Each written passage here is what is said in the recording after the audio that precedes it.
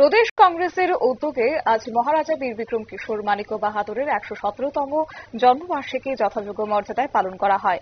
এদিন প্রদেশ কংগ্রেস ভবনে আয়োজিত এক সংক্ষিপ্ত অনুষ্ঠানে মহারাজের প্রতিকৃতিতে পুষ্পার্ঘ্য অর্পণ করেন প্রদেশ কংগ্রেস সভাপতি আশিস কুমার সাহা সহ অন্যান্য নেতৃত্বরা। সাংবাদিকদের মুখোমুখি হয়ে এদিনে আশিস কুমার সাহা বলেন, ত্রিপুরা রাজ্যে একজন অন্যতম রাজা ছিলেন বীর বিক্রম কিশোর মানিক্য বাহাদুর। উনি শিক্ষা ও সংস্কৃতি সমৃদ্ধ করার জন্য চেষ্টা চালিয়ে গেছেন। গোটা বিষয় নিয়ে বিস্তারিত কি তুলে ধরলেন সভাপতি আশিস কুমার সাহা, শুনুন। রাজ্যে এটা আমরা ওনাকে পেয়েছিলাম। উনি শিক্ষা এবং সংস্কৃতিকে সমৃদ্ধ করার জন্য, উনি নিজেও একজন শিক্ষাবিদ, উনি একজন সহজ সরল মতি রাজা হিসাবে প্রজার সুলভ মনোভাব নিয়ে এই রাজ্য শাসন করেছেন।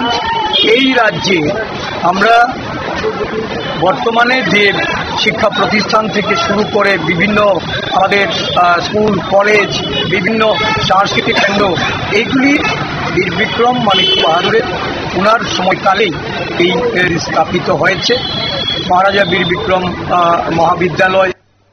আপনারা শুনলেন কংগ্রেস সভাপতি আশিস কুমার সাহার বক্তব্য, এবং এদিন তিনি বলেন যে বর্তমানে যারা ভেতরে ফাটল তৈরি করার চেষ্টা করছে, রাজ্যের এই জাতি উপজাতির মেলবন্ধনকে নষ্ট করার চেষ্টা চলছে, কিছু কিছু কর্মসূচি গ্রহণ করা হচ্ছে যা কংগ্রেস কোনো মতেই মেনে নেবে না।